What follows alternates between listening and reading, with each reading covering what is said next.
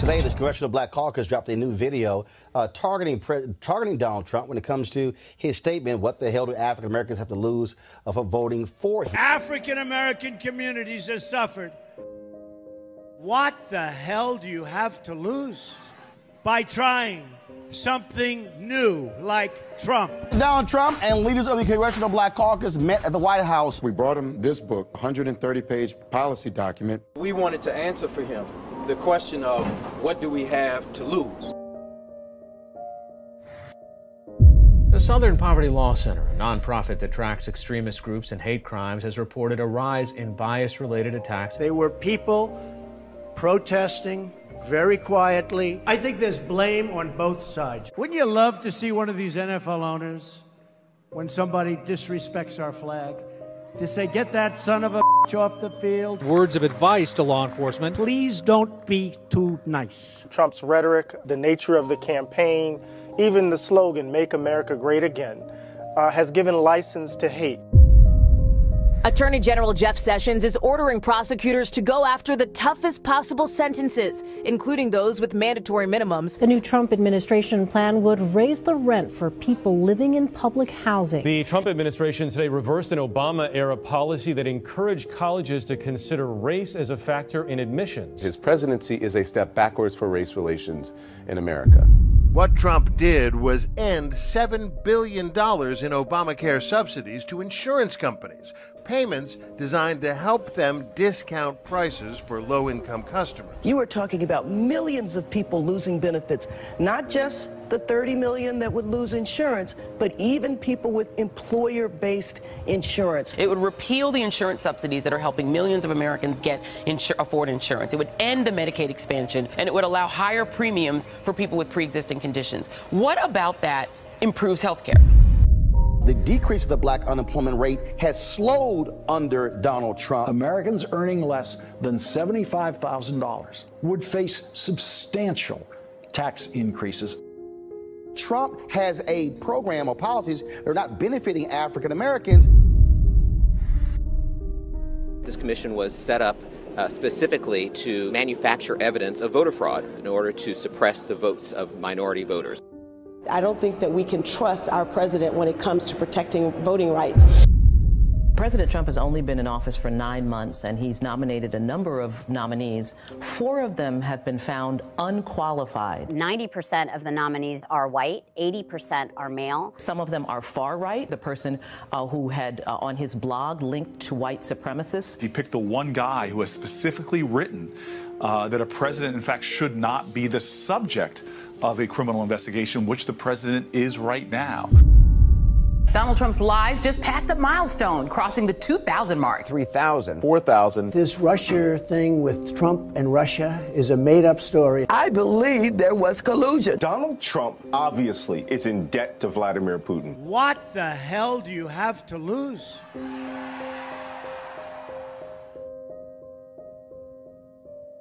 All right, folks, back to that Roland Martin Unfiltered video in just one moment. Now, a word from one of our Roland Martin Unfiltered partners. You've heard me say it before, and I will say it again. Write down this website, marijuanastock.org. That's marijuanastock.org. I'm going to tell you why it matters. Legal marijuana has grown to become a $9 billion industry in roughly 6 years. Forbes magazine predicts the market will continue to grow to nearly $50 billion in the next 10 years. So whether you like it or not, legal marijuana is a growing industry, and it is only going to get bigger. Now, if you're an investor, you get it. You look for business models that are easy to understand in industries that are trending up. Our friends at Transatlantic Real Estate made their business very simple. They buy land that supports legal marijuana operations and lease it to high-paying tenants. So you are investing in the landlord of a licensed marijuana farm. Stop working so hard for your money. Let your money start working for you by investing in the legal cannabis industry. You can invest as little as $300 up to $10,000. But you can't wait. This crowdfunding opportunity is only available for a few more days. They say that you either make things happen, watch things happen, or sit around wondering what happened. Don't be the person watching and wondering. Don't let another investment boom get away from you. It's time to make something happen for you, your finances, and your family. And don't forget my pro tip. To be included, you must complete and confirm your application. And be sure to complete the process. Go to marijuanastock.org. That's marijuanastock.org. Get in the game, folks. Do it now before time runs out. Now back to your Roland Martin Unfiltered video. Dee, we have to answer the question, what has Donald Trump done for black folks? Let's see. As a graduate of an historically black college and university, Fisk University, he did something that President Obama could have done but didn't do. That is? By forgiving $322 billion loan? $320 million loan. Okay. For the schools that were affected by Katrina. Okay. And unemployment under President Trump, not only has minority unemployment plummeted, but the unemployment gap has narrowed 3% for African Americans and 0.8% for Hispanics. What did Trump do for that black unemployment? So for those are two things that he's done for blacks, and not but two what things. Targeted program did he do to reduce unemployment for people, for black and brown people? Targeted, that caused that reduction. I can't tell you exactly what. I don't have that in my notes. But in regards to black Americans, in regards to Americans, period, for me and my family, in terms of our safety, I do feel somewhat safer. What safety? In the building of the wall or making sure that and keeping America first, that, in my opinion, has resonated with me. No. Hold on. America first. Hold on. How are we safer? Because when you say safer, how are we safer when you have an attorney general? But you can't. Hold on, one second. People are shooting. Hold on, one second. You just said. Okay. Me and my family are safer. I said we feel safer. Okay, and so I'm asking you the question: how are you safer? Then you referenced a wall. A wall hasn't been built. And it hasn't been built. And so let me. So how is a non-existent wall making you safer? Is that he is making waves in terms of trying to keep America safe and keeping America first. And for me, that's important. No. Again, hold on. I'm asking again, how? I don't want a phrase. Right. I want an actual example. How? He said when he the wall, or he wanted to keep America safe. In doing so, he's been trying to make strides of doing that. But you can't, things don't happen automatically, and you do have to work towards certain things. And so I do understand that. Like when he said Mexico was going to pay for it, and they're not paying for it. American taxpayers are paying for it. Right. When I also think about African Americans, you talk about being safe. I think about also African Americans being safe from police departments. And when the Attorney General of the United States actually stands before cops on multiple occasions and saying, we're going to do away with these consent decrees. When he came in and immediately tried to do away with the consent decree in Baltimore, a consent decree the city of Baltimore agreed with and the police department agreed with, and the federal judge smacked his hand down. He went to outside of Chicago a few weeks ago, gave a speech saying that these consent decrees have hurt the morale of cops. He did not say a single word about the people, how they have been impacted by these cops. How has that? You keep talking about jobs. You keep saying jobs. I need somebody who is a Republican to explain to me how can somebody talk about jobs who in his budget wants to eliminate the National Minority Supplier Development Council. It's in his budget. They want to eliminate all those offices. Second of all, this administration also has made it hard for black-owned businesses to even get contracts because under Obama, they broke the contracts down into smaller contracts. The same thing Mayor Jackson did in Atlanta when he became mayor in 1973, and black people had 0.0012%, which is 10 cents of every $100 of every contract. What did Trump do? He came in and actually bundled them back together, making it harder for black folks to actually access those contracts. When Secretary Betsy DeVos has 4 private colleges off the hook and allowed them to come back in when the Obama administration was removing them from access to dollars. That's to get rid of the Affordable Care Act, which significantly increased the number of black people who actually have for the first time health insurance. Not only that, what has this man done for criminal justice reform, which I'm still waiting to see? And then he said, hey, we'll take it up after the election. What has this man done when it came to the issue of voter suppression? And we've seen in North Carolina, in Florida, in Mississippi, in Alabama, when the Obama administration on their side, they sided with the plaintiffs when there was a voter ID case in Texas. 5 different judges said it was racially discriminatory as the Trump administration on the Jeff Sessions came in and sided with Texas. Please explain to me, with all of that, I've given you at least 8 examples of help black folks.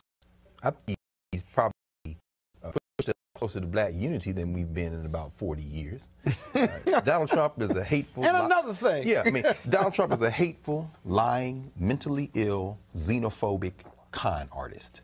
And he, if nothing else, everything you listed, Roland, of course, is factual evidence. Let's just look at the intangibles. When you stand in a crowd in Mississippi and mock a white woman, when you talk about... I don't agree with that. No, it's not a matter of agreement. I don't know. Where did you go? I don't know. One beer. No, he lied.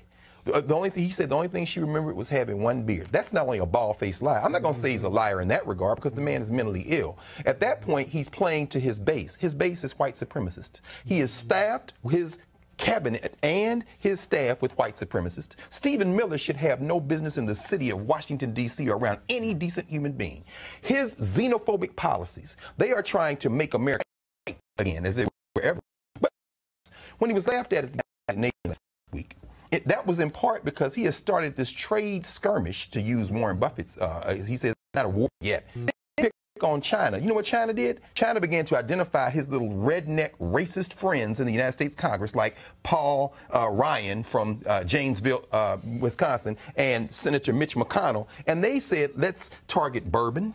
Let's target cranberries. The Chinese are going to eviscerate the American economy if they get a chance. And if you look at the map, there was one in the New York Times today, the communities that are going to be hurt the most are the ones that voted for Donald Trump. Scott, it's the same administration. It's the same administration. It's the exact same administration that targeted Black Lives Matter activists and actually did away with the budget to monitor white supremacists in this country, individuals who have been targeting people of color. When you've had white folks in the Midwest and white have Donald Trump has a hate and exactly how any of that benefits black people. Well, it certainly doesn't. But if you look at the rhetoric of the Klansmen, of the Nazis, of white supremacists, come on, Scott, and you look at the rhetoric of Donald Trump, as well as many in his administration, that rhetoric, they mirror one another. It's right out of the handbook of the Ku Klux Klan. That's right. But more importantly, the deeper and darker damage done to this country by Donald Trump lies in him giving license to those who don't look like me. That's right. Being comfortable, bringing it mainstream, their hate speech in regard to people of color, their not even dog whistles that we hear, their direct rhetoric of scaring their constituency. It's all based on fear that people of color are taking their jobs, even though he claims that he's been a great job creator for people of color, black and brown, but he's brought it mainstream, people of color, just based on his rhetoric. Again, we see again, and there wouldn't be those attacks without his rhetoric. Here's the deal, Dee. I operate in facts. Okay. I operate in facts. And if you can list a number of different things, that's fine.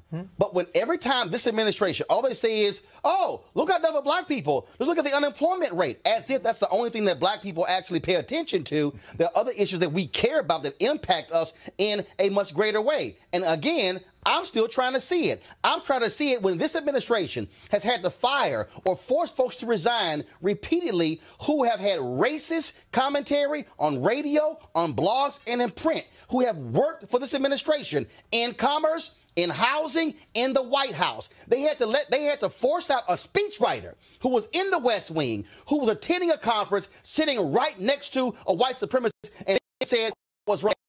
You got Miller, who Spencer, white supremacist, who I interviewed, who said that was my mentor when I was at Duke University. I'm just still trying to understand. Please show me the body of evidence. I will gladly cite it, repeat it, and investigate it. But if I can show you in housing, in health care, in education, in fiscal policy, when it comes to even our businesses, and let's all remind you, National Minority Supply Development Council was created by Richard Nixon, a Republican.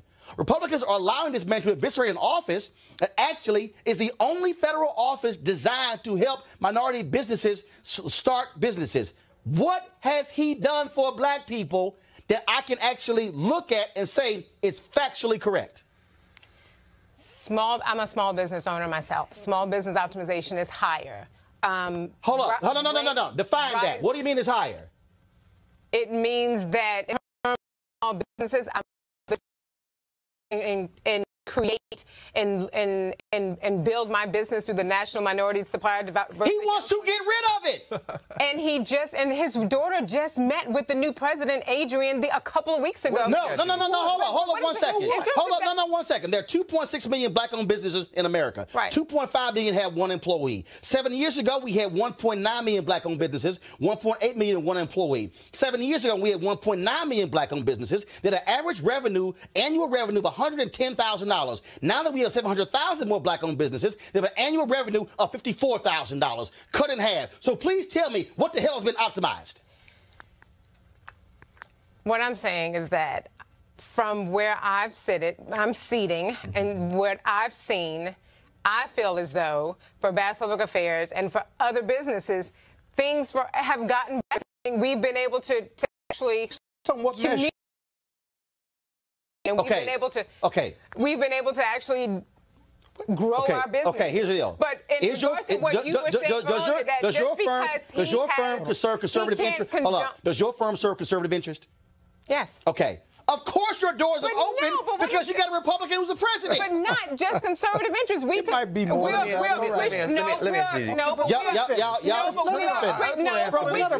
minute. Basic question. We are a Christian-based business, so we will do business with anyone whose views are in line with ours. So we're not going to say no. We're not going to assist, or no, we're not going to help or market someone because they're whatever. But if their views are in line with ours, then yes, we will work with them. But here's my point. I don't see the evidence in a variety of areas. With Donald Trump, I mean, let's take our pick. Hold up. No. Let's take our pick. Okay.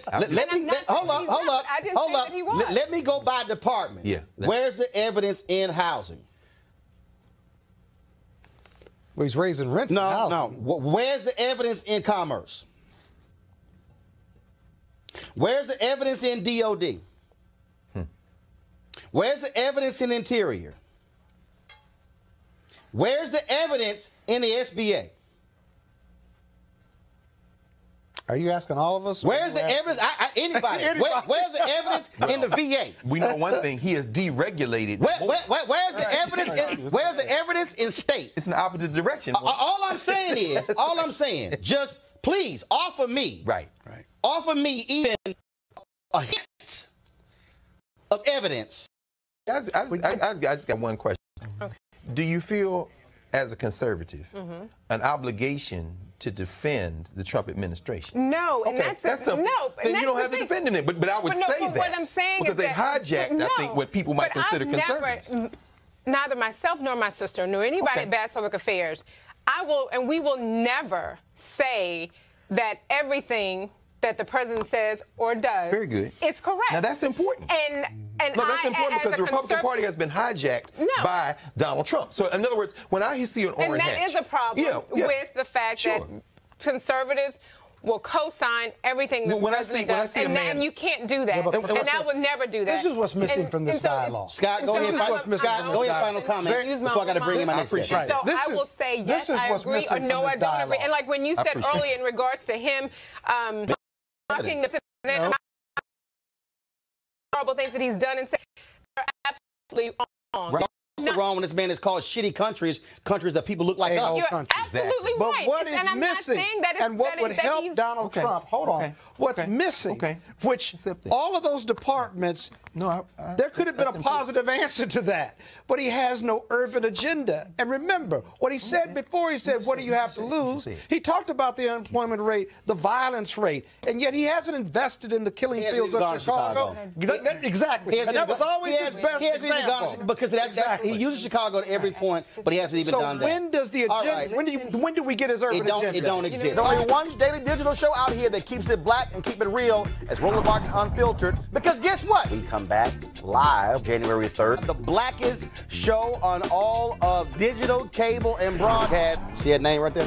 Roland Martin Unfiltered. Hello. Y'all want some of this? YouTube.com/Roland S. Martin. And don't forget to turn on your notifications. There's only one show out here, folks, in the digital world that's focused on you. Because here's the piece. I ain't afraid of Fox News. Come back live January 3rd. You want to support Roland Martin Unfiltered? Be sure to join our Bring the Funk fan club. Every dollar that you give to us supports our daily digital show. There's only one daily digital show out here that keeps it black and keep it real as Roland Martin Unfiltered. Support the Roland Martin Unfiltered daily digital show by going to RolandMartinUnfiltered.com. Our goal is to get 20,000 of our fans contributing $50 each for the whole year. You can make this possible. RolandMartinUnfiltered.com.